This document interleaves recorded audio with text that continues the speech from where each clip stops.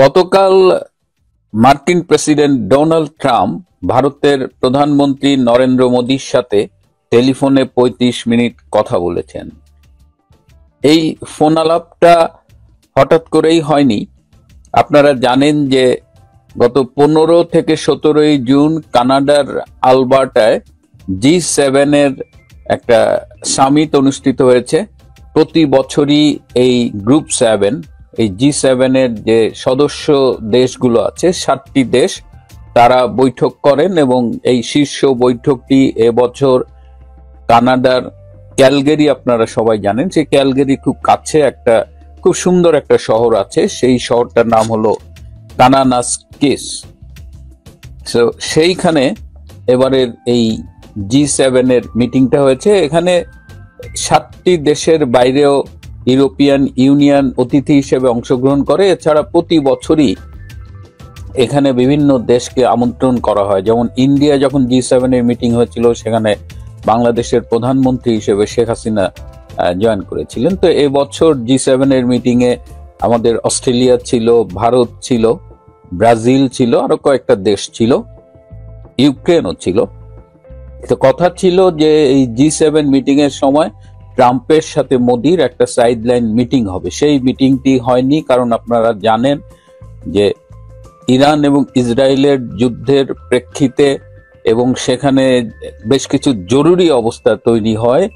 Donald Trump G7 এর meeting শেষ না করে আগেই আমেরিকায় ফিরে গেছেন। তো সেই মিটিংটি না হওয়ার কারণে ট্রাম্প মোদিকে ফোন করেছেন, তাদের ভেতরে কথা হয়েছে এবং এই মিটিং সম্পর্কে ভারতের পররাষ্ট্র সচিব বিক্রম মিশ্রি পরে সাংবাদিকদের ব্রিফ করেছেন।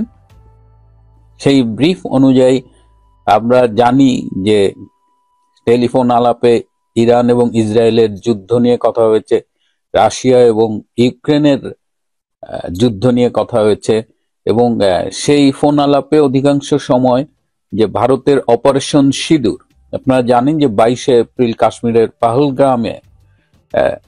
পাহেলগাঁও গ্রামে যে একটা অ্যাটাক হয়েছিল টুরিস্ট স্পটে, যে পাকিস্তানের যে জঙ্গি হামলা হয়েছিল এবং তার পরবর্তীতে সেই জঙ্গিদের টার্গেট করে ভারত যে একটা পাল্টা আঘাত করেছিল, যে অপারেশনটার নাম দিয়েছিল তারা অপারেশন সিঁদুর, সেই অপারেশন সিঁদুর নিয়ে অনেক আলোচনা হয়েছে এবং সেই অপারেশন সিঁদুর পরবর্তীতে সেটা পাক ভারত যুদ্ধে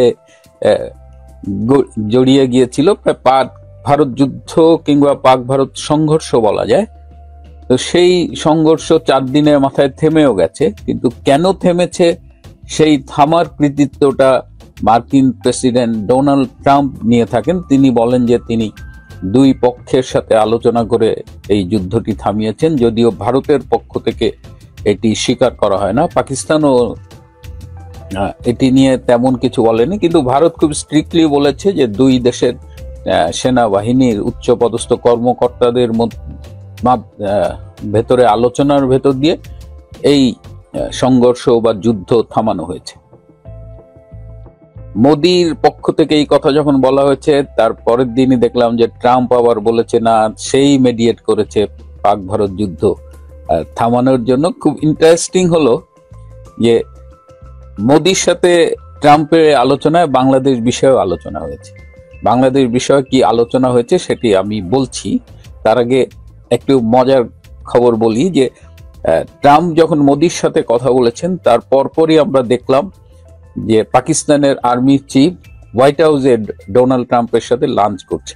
যদিও 2-3 দিন আগে হোয়াইট হাউসের পক্ষ থেকে বলা হয়েছিল যে পাকিস্তানের আর্মি চিফ যাবেন না সেখানে, পরে আবার সাথে সাথেই মানে 1-2 দিনের মধ্যে আবার জানানো হয়েছে যে আর্মি চিফ হোয়াইট হাউসে ডোনাল্ড ট্রাম্পের সাথে লাঞ্চ করবেন, লাঞ্চ মিটিং হবে। তো হঠাৎ কেন মানে একদিকে মোদির সাথে ফোন আলাপ, আর একদিকে পাকিস্তানের আর্মি চিফকে ইনভাইট করে হোয়াইট হাউসে নিয়ে যাওয়া, এটা কি ইন্ডিয়া পাকিস্তানের কোনো সম্পর্কের কারণে? এখানে একটু ডিফারেন্স আছে।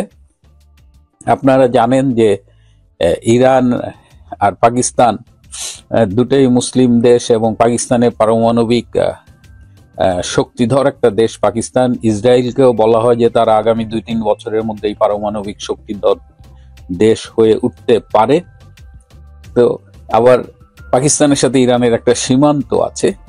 ট্রাম্প পাকিস্তানের আর্মি চিফকে হোয়াইট হাউসে ডেকে নিয়ে আসলে ইরানকে দেখিয়ে দিল যে দেখ, তোদের ভ্রাতৃপ্রতিম একটা দেশ, তোদের একটা মুসলমান দেশ, যারা এই ইরানকে আক্রমণ করলে, ইসরায়েল যখন আক্রমণ করে, তারা কিন্তু একটা বিবৃতি পর্যন্ত দিয়ে দিয়েছিল, তাদের প্রধানমন্ত্রী শাহবাজ শরীফ কন্ডেম করেছিল।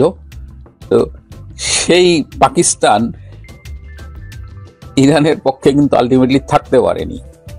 দেখা গেল যে পাকিস্তান ইরানের সাথে সীমান্ত বন্ধ করে দিয়েছে, যাতে ইরান থেকে এই যুদ্ধের সময় ইরানিয়ানরা পালিয়ে না আসতে পারে বা শরণার্থী হিসেবে পাকিস্তানে না আসতে পারে। আরেকটা ইন্টারেস্টিং ঘটনা, এই যে পাক ভারত যে যুদ্ধের কথা বলছিলাম, ভারতের অস্ত্রের আঘাতে পাকিস্তানের যে পারমাণবিক বোমাগুলোর যে মেইন অংশটা, সেটা যেখানে প্রিজার্ভ করা থাকে সেইখানে হিট করেছিল, তার বাইরের দরজায় হিট করেছিল এবং সেখানে কিছুটা লিকও হয়েছিল, যে কারণে আমেরিকা এখানে ইন্টারফেয়ার করেছে বলে শোনা যায়।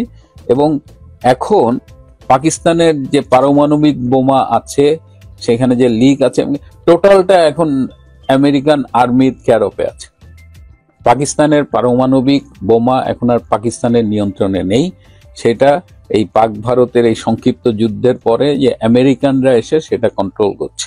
এবং আমেরিকা এখন মানে আপনার একটু আগে আমি একটা নেতানিয়াহুর, ইসরায়েলের প্রধানমন্ত্রীর একটা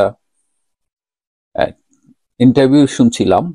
তো সেখানে তিনি বলছেন যে এই যে ইরানকে অ্যাটাক করা হচ্ছে এবং এরপরে তিনি এই যে পারমাণবিক শক্তিধর পাকিস্তানকে অ্যাটাক করার কথা বলছেন, কারণ এই দেশগুলোর বিরুদ্ধে অভিযোগ হলো এরা ইসলামী উগ্রপন্থাকে পৃষ্ঠপোষকতা দান করে, এরা ইসলামী জঙ্গিবাদকে গ্লোবালি প্যাট্রোনাইজ করে।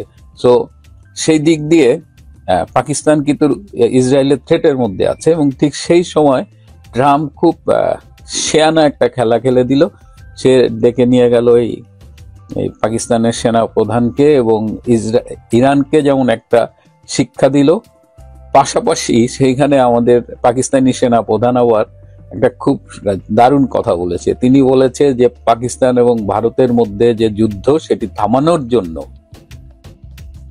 ডোনাল্ড ট্রাম্পকে নোবেল পুরস্কার দেওয়া উচিত। তিনি ডোনাল্ড ট্রাম্পের জন্য নোবেলের পুরস্কারের জন্য সুপারিশ করছেন। তো এর কাছে খুবই ইন্টারেস্টিং মনে হচ্ছে যে মানে পাকিস্তানের চরিত্রটা দেখেন আপনারা, একদিকে মুসলিম ভাই ইরানের পক্ষে এক ধমক খেয়ে, আবার তাদের পারমাণবিক বোমার উপরে তাদের নিজেদের দখল নাই, সব মিলায় এখন তারা পাকিস্তান হয়ে ইরানকে ভুলে যায়, এখন ডোনাল্ড ট্রাম্পের সাথে লাঞ্চ করতেছে। এই হলো পাকিস্তান। এবং পাকিস্তান এমন একটা দেশ যে পৃথিবীর আর কোন দেশের হাতে এত মুসলিম খুন হয়নি। পাকিস্তান হলো হাইয়েস্ট নাম্বার অফ মুসলিমকে হত্যা করেছে, এইরকম একটা মুসলমান দেশ। এবং ইরানের সময়, ইরানের বিপদে কিভাবে দেখেন একদিনের মধ্যে পল্টি খেয়ে গেল। যা হোক, এই 35 মিনিটের ফোন আলাপ যেটা বলছিলাম ট্রাম্প এবং মোদির, সেই ফোন আলাপে বাংলাদেশ বিষয়ে কথা হয়েছে এবং বাংলাদেশের ব্যাপারে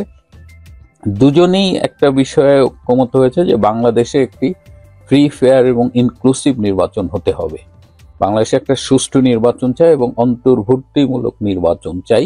এই বিস্তারিত ইনক্লুসিভ নিয়ে আলোচনা হয়নি, but when we say inclusive election, it means যে বাংলাদেশে যে নির্বাচনটি হবে সেটি আওয়ামী লীগ, বিএনপি সহ সবাইকে নিয়েই অনুষ্ঠিত হবে। এছাড়াও মোদি তার ফোন আলাপে খুব স্পষ্ট করে বলেছে যে ভারতের সন্ত্রাসের বিরুদ্ধে জিরো টলারেন্স এবং তারা সন্ত্রাসের সাথে কোনো আপোষ করবে না। এবং মোদি বলেন যে বাংলাদেশে চিহ্নিত সাজাপ্রাপ্ত জঙ্গিদের জেল থেকে মুক্তি দেওয়া হয়েছে এবং সেটি ফলে এই সাউথ এশিয়া অঞ্চলে, বিশেষ করে ভারত, বাংলাদেশ, এই অঞ্চলে ইসলামী উগ্রপন্থার একটা ঝুঁকি অনেক বেশি বেড়ে গেছে।